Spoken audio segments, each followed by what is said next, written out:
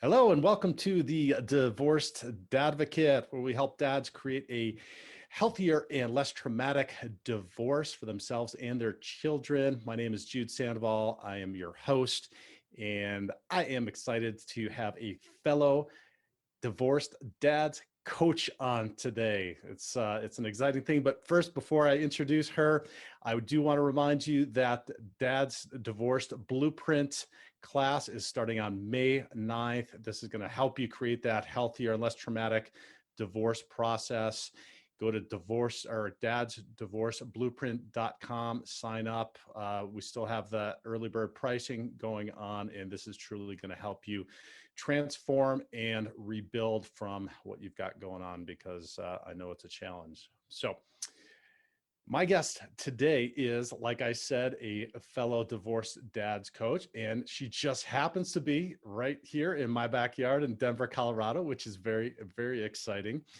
Who knew across the world, there's so few of us that two of us would be working right here, which is an awesome thing. She helps high-performing men recover from divorce or intense breakups and rebuild who they are to get healthy, get happy, and move forward with confidence. Rachael Sloan, thanks for being here today. Appreciate it. Thank you so much for having me, Jude. It's My exciting to pleasure. be with you. Yeah, this is really exciting. You know, it's such a niche. So to be able to talk about stuff that we're hearing, and I'm sure the men out there are going to be really interested to hear a perspective other than just mine, because they hear from me every single week. So they hear another coach, but also maybe we'll see if it reinforces a lot of what we talk about and what I hear too. And we're going to get into, maybe we're talking about narcissism and this whole banting around of narcissism. I mean, he's narcissist, she's narcissist, and everybody's a narcissist, and we hear it all the time. But before we talk about that, share with the audience a little bit about yourself, your background, kind of how you got into working with the divorced dads too. Definitely. Yeah, so my background was originally in anxiety and relationship coaching, because that was my personal introduction to coaching and this kind of inner work. For me, it was trying to cope with my husband's depression, which I did not do very well for many years. And then I started working with a coach, and it transformed that relationship for me. And so that was my jumping off point. But as I started working with clients in a variety of relationship issues, I was starting to talk to more and more men, and more men mostly coming to me at the end of a relationship, either a serious breakup or a divorce, and who just felt like they didn't have a voice. And I was really surprised by how many men told me that they'd been to couples therapy or seen a coach who just sided with their partner. And it just seems like so many things were stacked against men. And I also think at this time in our country and in our world, when there is such a focus on diversity and inclusion, that men in some cases are kind of branded as the bad guys and are sometimes kind of left behind in those conversations. And when I work with men, I find that their like desire and capacity for growth is so incredible. And that's what really drew me to working with men, was because I felt like they wanted that work and that transformation more. And I just think it is such a shame if we don't support men in their own inner work and in these journeys, and if we continue to kind of label the patriarchy or the man in, whether it's on the community scale or the individual relationship, labeling the man as the bad guy. I think we're missing out on just so much opportunity for growth and for men to really become like leaders in emotional healing and in relationships. Yeah, absolutely. It's a fallacy that during divorce, men just, get on with life and maybe go hook up with the next woman or find somebody else or go on. It's been my experience, the men that I work with, I'm sure a lot of people listening out there, is, especially when you have children, a huge time for growth and an opportunity. And a majority of men embrace that, whether they do right away, like I did. I basically did everything wrong. I didn't stop and take the time, and wish I would have found somebody like you or me to just help me through the process. But you're exactly right. And the reasons why there aren't a lot of support out there, we don't necessarily go through, but having people like you and me is a huge thing. And that's, so I appreciate that you're doing this, and you're helping men. And so let's talk a little bit about that component of, when this is like one of the most stressful things, divorce, for anybody who are going through. And when you're going through this, and if tell me if this is the experience. You mentioned that men seem to be very open at this time, and that's what I find. But when you have somebody on the other side, and a soon to be ex, that's telling you, well, the reason is because you're narcissistic, or you've done something wrong, or this, and how do you deal with that? And what is your experience that you're seeing with the men that you're working with when that happens? Yeah, that's a great question, because I think, like you said, in your experience, it took you a while. I think you said you did everything wrong in the Yeah, beginning. right. You didn't do everything wrong. No, Um, well, yeah, well, let's not keep a list, all right? but I think that that's true for a lot of men, because there's kind of this bigger assumption that he's at fault somehow. Hmm. And they don't know that there's options really for support. Or like what I see a lot with men, especially when the ex is saying, well, you're a narcissist, you're controlling. I even get clients who are saying things like, well, she said I'm emotionally abusive. And they're trying to figure out what that means. Or she Hmm. says, I have no empathy. But the narcissism one comes up a lot. And in my experience, what I see that doing is just creating a lot of self doubt. Okay. So I'm seeing men who are coming to me, and their first question is like, how do I know if this is true? Right? Am Right. I a narcissist? Am I a bad person? And as we get kind of through some of the layers to the real underlying fears, I've even had people use such strong language as, I'm afraid I could be evil or a monster. Wow. And so what I'm seeing is just a lot of fear and hurt that's coming from this place of like, who I care about, or whose opinion I care about, my ex, has said something that sounds really awful. And then there's this huge fear that maybe that's true and there's something kind of inherently wrong. Right. And as men, what I experienced and what I've noticed is this is just an awful chaotic period, which is very strange and uncomfortable for men, right? Because we naturally like order, and you know or control, or whatever you want to call it. And then we're soul searching and Mm. already struggling with, oh my God, what did I do? What was my role in this?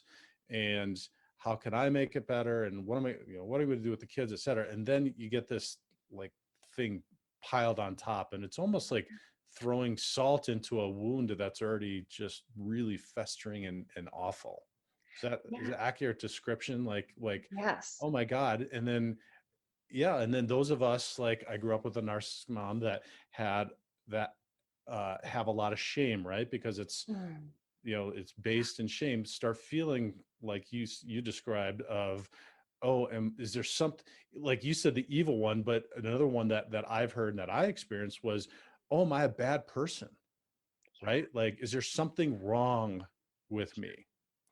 And that's just, I mean, that's debilitating. It's awful to go through. So when you have a client that's feeling that way, or feels I'm evil, I'm a bad person, whatever it is, how do you, like, what do you address immediately with them, or Mm. how do you address that? Yeah. Well, at first, I think you're right on the head, hit the nail on the head, that chaos of divorce, right? That Yeah. loss of stability, that loss of security, and then throw into that the self-doubt or the shame. Yeah. Um, it's because you're looking for answers anyway. And I think it's so kind of natural to fall on, you're trying to figure out why this is happening and what's happening, and to fall back into that place of, well, it must be me, right? It must be my fault, especially if your ex is telling you that, Right. and you have maybe the history from a parent, like with your mom. Right. Well, Um, and let me just also interject that 70% of women file. So oftentimes, whatever the behavior was, we're like, oh man, like surprised, like, oh, what happened, or what did I miss, or whatever it may be. Where what Bruce Fisher calls the dumpee, right? And that has a completely different dynamic than being the dumper. yeah, Agreed? absolutely. I mean, there's two statistics that always come to my mind. Is the first is what you just said, that 70% of divorces are filed by women, Mhm. and the other is that men are more than 5 times more likely to suffer depression after a Yeah. divorce. And I just think, so stark, right, in comparison to this kind of fiction we have that men just move on and they're fine. Yep. So what do we do? What I found is there's no amount of teaching or storytelling you can do to convince somebody that they're not a bad person. You have to help them discover that for themselves. That's Okay. been my experience. Um, and that's what I really love about coaching and about working with people, is helping them uncover and get to know themselves. Because I think most of us, when we run into a part of ourselves that we don't like, the part that says you're bad, Hmm. or the parts that get angry, or that feel sad, or feel weak during a Hmm. divorce. When you run into those parts, you try to get away from them because they're uncomfortable. Right. Uh, Like going out and dating again, going out oh, drinking. Not to say that I did any of that stuff, or, yeah, vacations, whatever. Right. Yeah. yeah. Because it YouTube hurts. videos, eating food, Right. drinking, gambling, shopping. Yeah, Right. it hurts, Right. and but it doesn't go away, and that doubt stays there. So a lot of the work that I do with people is helping them get the courage to meet those emotions, confront those feelings, and discover what I have found to be true through my own self inquiry and through working with clients, is that there is always a positive intention underlying the emotion and underlying the behavior. Okay. And so a lot of what we do is help people find that for themselves. Even that part of you that's afraid you're a bad person, well, what does that feel like? Where is that in your body? How do you know? Right. Um, and then we help them explore. And so part of it is exploring the emotion and being willing to kind of get underneath and feel the things that are hard to feel. Right. And then part of it is also questioning. We have these beliefs, like you were saying, about living with a narcissistic mom. We have these beliefs about ourselves that are really founded in childhood experiences. Right. And I think often we're kind of stuck in those cycles that our 6-year-old self created. Right. But like, I don't want to rely on a 6-year-old to tell me who I am and what I can do and what I'm capable of, right? They don't have a fully developed ability to reason, right? Well, at least my 6-year-olds didn't, but yeah. No. I think a lot of us are still kind of walking around with those wounds and those ways of thinking and being and those self-doubts. So when we can Sure. go in and kind of meet those, and sometimes that involves kind of going back to those childhood experiences and looking at them from this, perspective of a compassionate adult. Right.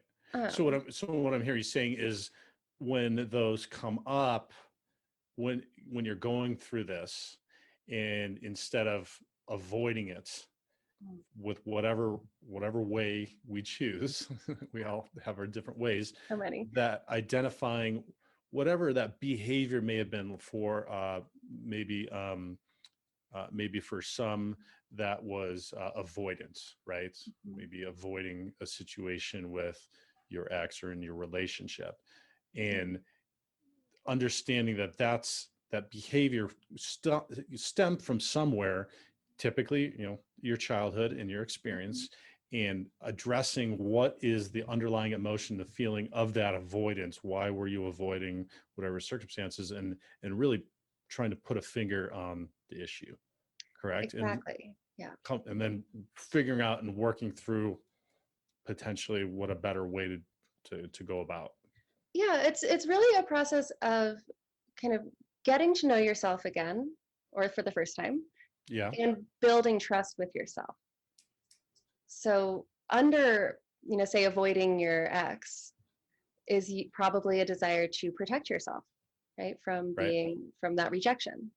I feel like almost everything kind of boils down to fears of being rejected or abandoned or alone, kind of at the core of most of the things that we do. Okay. Um, and if you can meet yourself there and explore and start to see how that fear plays out in your day-to-day feelings and your actions, and it's really just a process for me of starting to have compassion for yourself for having these fears and all the ways you're coping with them. So Mhm. that's the beginning, I think, when you're facing, especially these fears that maybe I'm a bad person. Right. To figure out if you're a bad person or not, we need to go in, because you're not, right? We need to go Right. in and question that. And as we do that, you keep showing up for yourself with compassion for where you are. Like, oh, yeah, I was avoiding my ex and I was feeling anxious. Can I have compassion for my own anxiety and the fact that I'm going through that? And as you keep showing up for yourself compassionately, you start to build trust with yourself and you start to realize, no, I'm not a bad person. Look how I'm here for me. And look Right. how it's like, it's almost as though you have, instead of trying to make a relationship with another person, you're trying to work on a relationship with you. And how do I Right. build trust? And Right. So you say showing up. Let's talk about some like specific ways that hmm, the men that are listening can do that, right? Because yeah.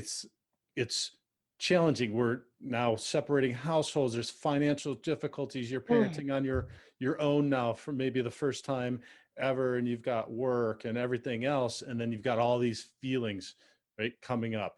So what is a what is a practical way in all of this chaos that we're so uncomfortable with of showing up for ourselves, like in the moment? yeah. So there's a technique I love that you might be familiar with, the RAIN Okay. technique for processing emotion. Okay. It's really simple and you can do it quickly and anywhere.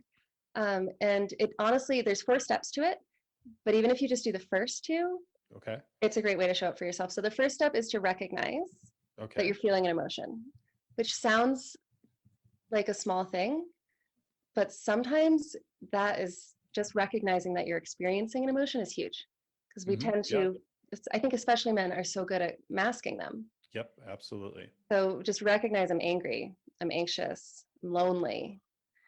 And the second is to ask yourself, can I accept that I feel this way right now? Okay. And the answer is not important. If the answer is yes, great, I can accept that I'm angry right now. If the Yep. answer is like, no, I don't want to be angry, can I accept that I can't accept this? Like, can I accept that I'm feeling resistance Right. to this emotion? Right. And honestly, I would say as like a moment to moment practice, if you can start doing those 2 things, that's going to Yep. start making a huge difference of just So recognize and awareness. accept. So just you're going through the day, and I always I use an example that's that I had, like in the beginning of my divorce, of the transition. It was always a hard time for me, like knowing that I'm not going to see my daughters again for a very long time. And so just having that emotion come up at just the worst time, right? Like I was just at work or in your middle of something or you're in a meeting or Yeah. whatever, and just recognizing that. And then like I like the next step of what you said is accept it, right? Accept that you're sad. It's Or okay. accept that you can't, that you don't want Or to be, that you don't, right. Yeah. Yeah. accept that you're No. in resistance. That's also okay. Um, Right. Right. That's, yeah, that's huge. Now, what do you do? Like, what do you do if then that's coming up at a yeah. bad time in the, when your mind goes Um, off and then like I'm getting teared up and I'm just feeling all of this emotion and sadness, and okay, I don't want to accept this, darn it. yeah. What And I have to go to do this meeting, and yeah, right? and I really got to be focused in what do I Yeah. do? So this, there's a great technique for this. It does take a little preparation. Okay. Um, so it's helpful to think of the part of you that's having that emotional experience as like a separate part, kind Hmm. of imagine like that it's another piece you can talk to.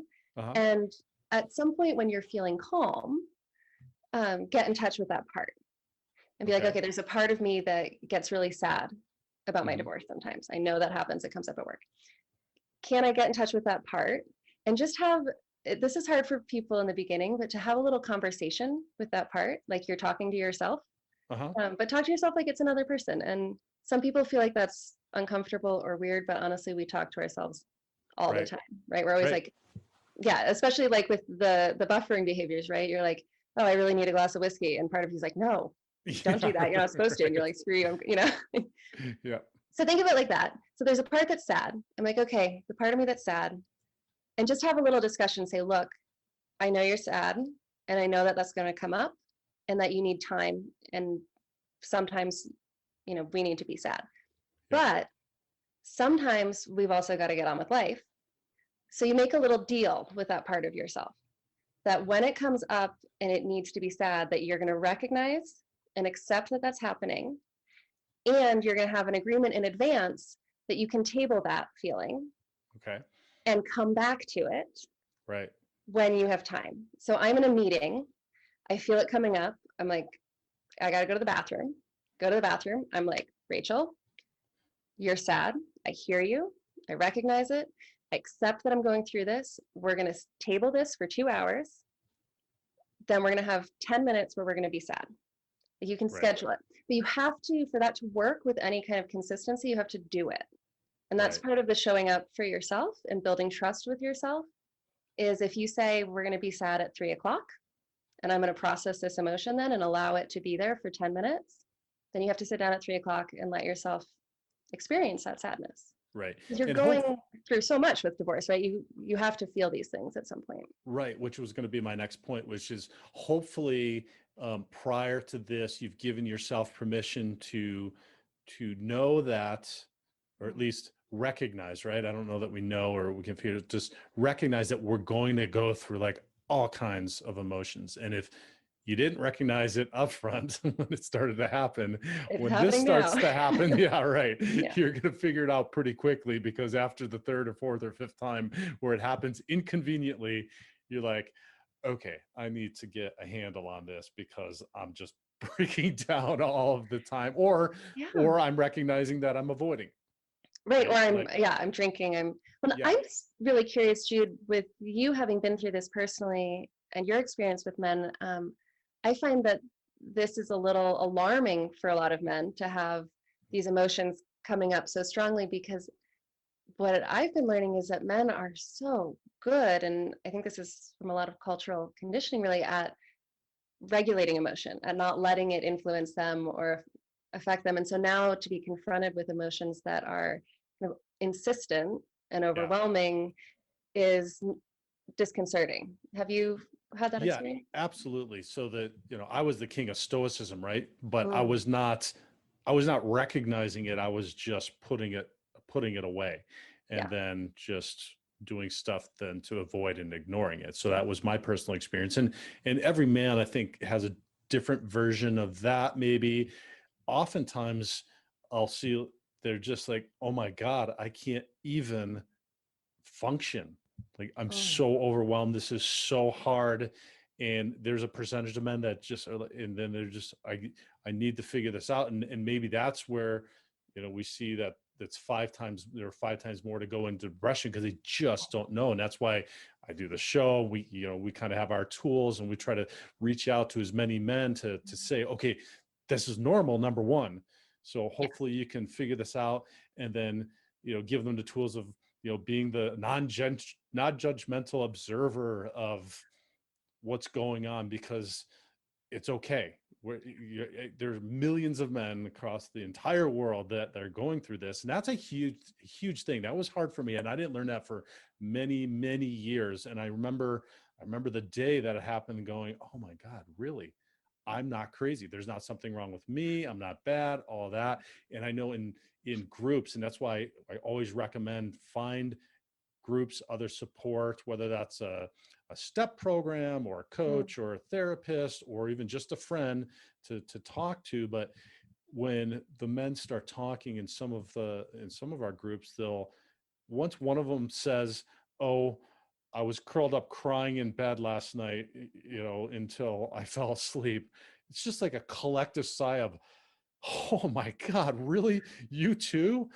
That was me yesterday, or, that's how I'm feeling now, or whatever. So yeah, it is a challenge, but then the men, and I'm sure you experience this, once you can get some tools around this, and this, again, that's why I'm asking you so many questions about the tools, is like, what can you do to just start that process? Because once you start that process, then it's an absolutely amazing growth journey from then. And that's why I always describe it as an opportunity, right? So Mm, you might be going love through that. all of this and it's really awful and painful, but I promise you it's like like one of the biggest opportunities in life that you can experience. And if you can keep that perspective, and that's why also being with the other men too, and that may have been a little, a little bit down the road with it, whether that's just divorced or like 9 years, like I have been, to know that, oh yeah, so there is, a light at the end of the tunnel, but not just a light, like this huge growth opportunity that your life can be even bigger and fuller and richer. So I don't remember what the original question was that you asked, but No, that was but awesome. And that, but yeah, that's, I love, there's two pieces of that that I think are just so important. And one is the awareness that it's not just you, right? yeah, And I think this is where so much of that growth opportunity is, because like you said in the beginning, men are wanting that, whether it's taken as controlling, but to feel like things are like secure and safe and stable, and they know what's going on and what to expect. And what is so brilliant about this chaos of divorce and the opportunities in it is that it helps you discover that underneath that is just the basic human desire for connection, yeah, to know that you're loved, right? Like, under anyone who's been called a narcissist or controlling or manipulative, no matter, even if they really truly are, right? Even mhm, if somebody does have that diagnosable disorder, there is still a human being under there who wants connection, who right, wants to feel safe, who wants right, to be lovable. Like that's, and so many of us are just unaware that that's even really kind of what's driving us or in us. And I do think that divorce kind of forces us to confront that like kind of deepest human part of ourselves. right, which is very, very uncomfortable. And that's a great Yes. point about even somebody who is clinically narcissistic has some deep rooted pain. I mean, it's rooted in Absolutely. shame, right? And that is just an awful, awful thing to be feeling all of the time. And all of their behaviors are to repress like a constant shame that's coming up. And that would just be awful, right? I mean, I can't Yeah. even imagine what that's like to live like that. And so that's a great point, is having the compassion for others, but also yourself, For that this yourself. is okay. Yeah, it's okay. We're all searching for love, right? We Yeah. want to be cared for. Like what you described, is we're all just fearful, or feeling abandoned or whatever. Or alone. We're just searching for connection and love. And on that point, it feels like, and tell me if this is your experience with men too, is that we get so isolated sometimes in our family lives and family dynamics, that we may have lost a lot of that connection with ourselves, but also the other men that will help to keep a perspective on what's going on in life. And then once they go through the divorce and then start to recognize that that's happened, and start reconnecting with other men and getting back to that, like, oh, okay, I understand this. I'm finding things that I enjoy again doing. So that's the other thing that we're, this may be a little down the road, but is like getting back out there and finding yourself and finding the things that bring you joy and that you like to do, and Yeah. connecting with those things, and not stay isolated on your own, because that's like the worst thing you can possibly. And I've had clients say, I just shut the blinds for 3 years and went to work and worked my butt off, and that was like my how I was coping with it and avoiding it. But it's like the worst thing, right? Like, But doesn't help with that need to feel connection. right. Yeah. No, I think, yes, absolutely. I think there are so many stories culturally, like, we talked about the one where men just bounce back after divorce, which is obviously not true in all cases and many cases. But there's also this idea, we have so many stories about love and what love is and what marriage is. And I think it's really easy to get into a relationship where you kind of expect your partner, your spouse to be everything. Yeah. And it's really not realistic for one person to be everything you need in other humans. Like we are very social beings, and we rely on other people and on community in a lot of ways to give us support. And I think it's so common in marriage to just say, oh, well, my partner does all of that. And you stop looking and connecting with other people. I do think that the point of kind of getting back out there, whether it's connecting with other men or with hobbies you like, or even getting out and dating, I do think it is really important to do some of that inner work on your relationship with yourself as you go back out there. Because I think the other thing that happens is and this is such a natural human thing to do, we look for validation from our spouse or partner a lot of the time. And that's part of what's so painful about the divorce, is it's like a big slap in the face, like that validation's not coming. And that brings us back to the, am I a bad person? Is there something wrong with me that, and so it can be easy then to go out and look for that external validation again, and continue to use your relationships to be like, you're smart enough, you're attractive enough, you're good enough. Yeah. And there's so much valuable about connecting with other people. But I do think it's important to do some of your own inner work so that you can get the richer level of those relationships, and not just that superficial kind of. I had the first coach I worked with called it using somebody as a validation vending machine. Yeah, that's a good one, right? Yeah. That you're just press that button. Yes. Tell me I'm good enough. Tell me I'm pretty enough. All right. Yeah. I like that. Yes. So that's a great clarification.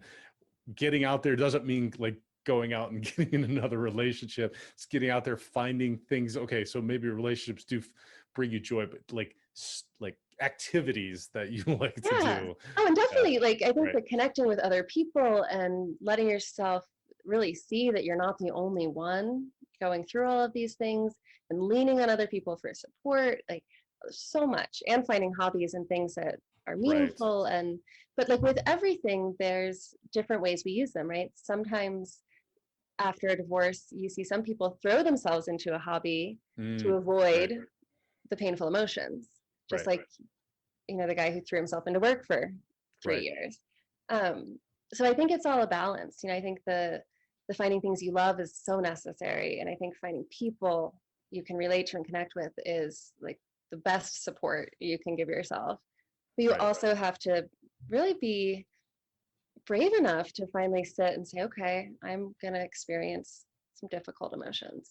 Yeah. So on that point, let's get back to your RAIN method, because we said recognize, accept, when it's going on, and then what's the next thing? Yeah. So you recognize and accept, and then the I is to investigate.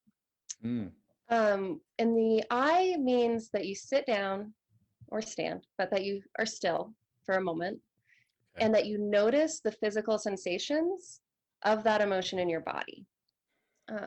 So emotions kind of, I think for a lot of people, are confusing. Like, we're not really sure what they are. They're like this kind of mysterious thing that sometimes overpowers us. Yeah.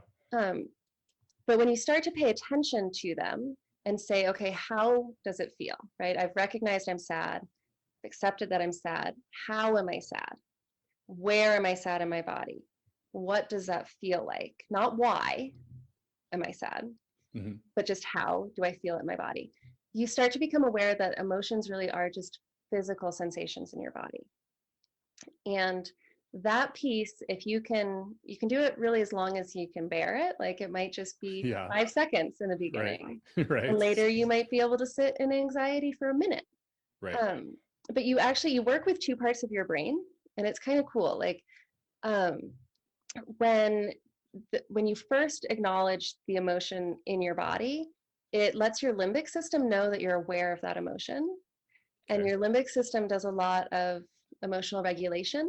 And most emotions are trying to, like we talked about earlier, protect you from something or get you something good. So your body thinks they're important. And when you try to ignore them, they kind of ramp up. That's like why a lot of anxiety builds to panic attacks. Because that part of your brain's like, there's an important message and you're pretending it's not here. Right. So when you acknowledge it, your limbic system is like, yeah, okay, we can relax a little. And then you're also training the cognitive part of your brain, your prefrontal cortex, that the emotion is just physical sensations. Right. And over time, it starts to be like, oh, Yeah, sadness isn't really any worse than like, I don't know, eating too much spicy Mexican food, right? Like it's uncomfortable, Right. but it's not dangerous. Exactly. So that's a fantastic point, because oftentimes I experience with men who are right in the middle or just starting this process, they'll look at some of the men that are down the road and go, well, how are you so calm about this? Right. And that's their description, right? Like, how are you how are you okay with what Mm, you're going through? And, and it's just the fact that they've taken the time to do what you just described. You're literally retraining your brain, yeah. right? To get out of, that triggering in the back, which is the fight or flight or freeze, and Mhm. moving to the front where you can say, okay, I'm going to be okay. And Yeah. this is coming up wherever it is coming up. And it's whatever you describe it as. And then whatever your next step is for dealing with it. So just for the men listening, understand that it's okay for it to be like anxious, like huge anxious thing, or a huge sad moment, or whatever that huge emotion is that feels overwhelming at the time, if you haven't taken the time to be able to work through it, because it's just automatic. It's not your fault, it's automatic. And just what we're talking about is ways in which then you can start working towards, getting to that calm and then being okay with it. Yeah. Yeah, it's like you said, it's we usually are a lot more afraid of what we think an emotion is than what Right. it really is. And the resisting, like saying, I don't want to be sad or I don't want to be anxious, it takes so much energy, Right. right? Like, So let's just make it clear right now, there yeah, is no good or bad emotion out there. There's right, just emotions. yeah, And that's another societal kind of like negative stigma. You're emotion. right, exactly. That Mhm. there's negative emotions and positive emotions. They're all emotions. That's just, and they're there for a purpose. Yes, they're Not there good for or a purpose. not good or bad. Yeah. It's And there. it literally uses up your brain's glucose to resist them. Right. Like it's hard work. So even though it feels hard to sit with one, like once you start doing it, you'll have so much more energy. Right. Like it really is less exhausting. And the last step in the rain is helpful because a lot of people, and not just men, but especially going through a divorce and having so many really powerful emotions, they're reluctant to do that I step, that investigate, Hmm. because how do I stop, right? Once I'm in it and Yeah. I'm noticing it, like, How do isn't how it do I just stop gonna, crying? Please let how me do I stop stop? crying, right? Yeah. Yeah, I've been there. Yeah. So the I is where is it in my body? How is it in my body? And you might even just repeat it to yourself, like, I've got pressure in my chest and my eyes are watering and Hmm. my heart is beating. But then the N is non identification. And Okay. so anyone who has a meditation practice is going to recognize this piece. The N is where you just intentionally notice that you are not this emotion, that the Uh, emotion is an experience that your physical body is having, but it isn't who you are. Because especially those powerful emotions, and I think the grief and the crying, right? It mhm. can be so consuming that it feels like it's everything. Right. And so just taking a moment to kind of intentionally say, oh, yeah, that's my experience, but that's not the core me. Right. Um, And would you say that takes a little bit of practice too? I mean, the investigating again takes some courage, right? To yeah, experience it that, and then the non-identification, because once that comes up, we're like, our minds are going crazy, yeah. right? Well, and Takes this a little bit of time. definitely, I mean, all of this gets easier. And if I think what's helpful in the beginning is to have, you can even write it down, just like something that you say to yourself. Like it might be as simple as, I am experiencing sadness right now. I am not sad, right? So all you're doing is observing that, because our language is really powerful. Yeah. Um, Yes. and the language we use in our brains listen to the way we talk, right? So Right. when I say I am sad, my brain is like, oh, you are sad. And it's like almost an identity level experience of sadness. So just shifting that by saying, I am experiencing sadness right now, or I am feeling sadness in my body, as opposed to I am. So I think when you're starting and trying to figure out what non-identification means, having a practice like that where you maybe you journal it down, you just write down, I'm experiencing sadness right now. Yeah. Yeah. And that's a good point, because it separates who you are from what you're experiencing. And that's an important thing, particularly around what are adaptive behaviors that we may have learned as a child, because then it's become so ingrained in us that we think that's who we are, right? We're the avoidant, or we're the angry person, or whatever somebody else may have avoided us or labeled us. Yeah. And this brings us full circle to like the beginning, when they're saying, oh, you're narcissistic, or you're or you're avoidant, or whatever our ex, soon to be ex, might be saying to us. It is not necessarily true. Now, it might be that they were experiencing you acting in that behavior, and maybe you were, but that's not who you are. Yes. Oh, I love that, bringing the non-identification back to the label, because yeah, you're controlling, you're a narcissist. Right. Am I controlling? Am I a narcissist? Maybe I was acting in a controlling way. Right. Because I felt unsafe or scared, if I'm willing to dig in and look. Exactly.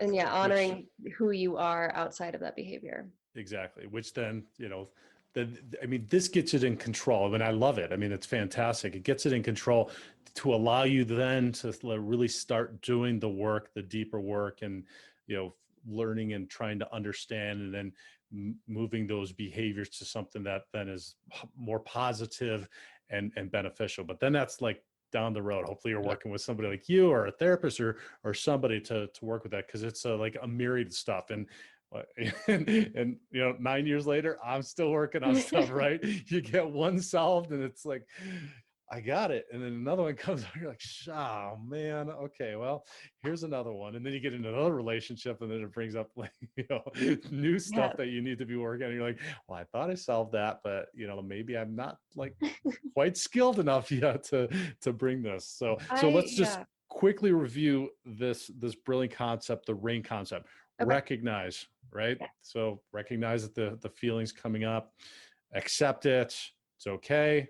I'm experiencing this, investigate it. So, and then like accept it, but if it's not a convenient time, just know that, okay, you're the, what does Akira call it? He calls it like the non-judgmental, like observer, like you're observing this, like, right. You're observing yourself from as if you were somebody else in the room, and say, okay, well, you're looking at you, and you're sad, and accepting, well, that person's sad, right? Like if you saw somebody else, well, they're sad. Okay.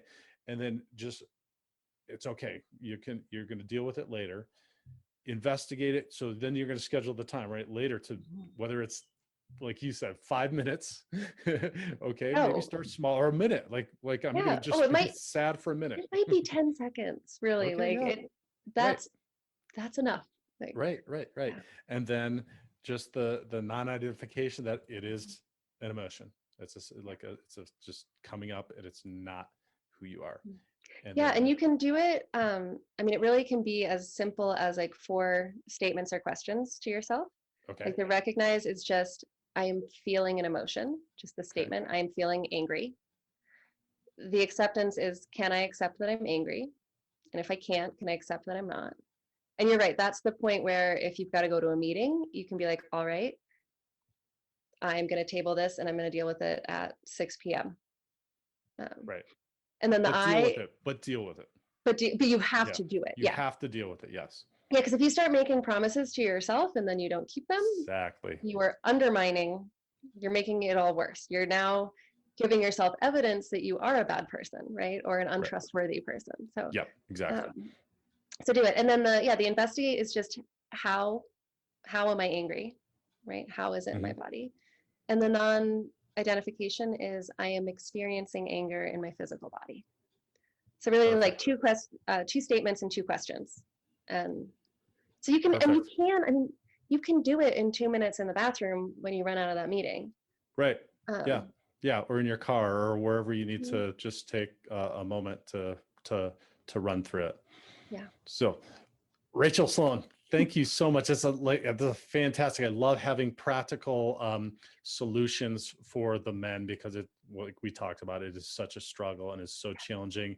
And bless you for focusing on the divorced dads and recognizing that there's a need out there to help them. I always talk about, and we don't hear about how important it is for fathers to be in a healthy place in order to help their children, and that is like the best possible thing they can do. So this rain method, fellas, make it rain. It is that is awesome. I I love love that. that Make it idea. rain. If anybody listening wants to connect with you, Rachael, what's the best way to do that? Yeah, so the best thing they can do is just reach out to me on my calendar and schedule a strategy call. Okay, where would Um, that be? that is at calendly.com Okay, slash Rachel Sloan slash strategy. okay, You can also go, my website is www.rachelsloancoaching.com. okay. And my email is rachel@rachelsloancoaching.com. So any of those are great ways. There's a contact form on my website and a link to the strategy call. Um, so they're welcome to reach out if somebody's interested in working with me to just schedule a strategy call. But if you just have a question or Yeah. want to just ask me something, send me an email. And Okay.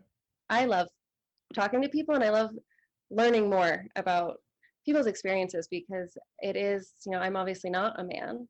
And so I'm always trying to get a better window into what you're going through and what you're experiencing. And what you just said, Jude, I think is the most important thing, like the importance of a man in his family and for his children. And it just comes back to, I think that there is so much room for men to change the world really by the way they parent, by the way they father, by the way they teach their children to go through challenges and difficult emotions. And what an opportunity that chaos of divorce is to learn how to do that yourself. It is. Amen. Yeah. That's perfect. We'll put all those links into the show notes so that people can reference those too. And I think you said like schedule a time, and I do the same thing. Like if you are listening and you just need somebody to talk to 15 minutes, 30 minutes, get in a calendar, Yeah. and do it. You'd be surprised. I think you do NLP also, and NLP exercises, and the stuff that we can do in 30 minutes that really can transform just learning. Like I mean, we spent a little bit longer, but that rain method can have a profound impact on what's happening for you during the day when you're going through what we just talked about, instead of having it be a blowout or having a problem or an issue with your ex or your work or your kids or whatever it is. If you take the just quick 30 minutes to do that, maybe you work with us, maybe you don't, maybe you find a therapist, maybe you don't, maybe you find a group, somebody, but just tune in and talk to somebody. Yeah, So talk just even a 15-minute conversation. It's amazing what talking to somebody who's willing and wants to hear you can yep. do. Yep, absolutely. Rachael, thank you so much. I sincerely appreciate you being here. I do want to remind everybody quickly, laser coaching, if you're on the fence, it's unbelievable. We'll be doing similar to stuff like this, where we're learning quick techniques on how to get you through what's happening. $9.97 for a full year of coaching. It's the best deal out there, and it's going to get you the results that you are absolutely looking for. So, Rachael, thanks so much. I sincerely appreciate you being here today. Thank you, Jude. This was wonderful. Take care.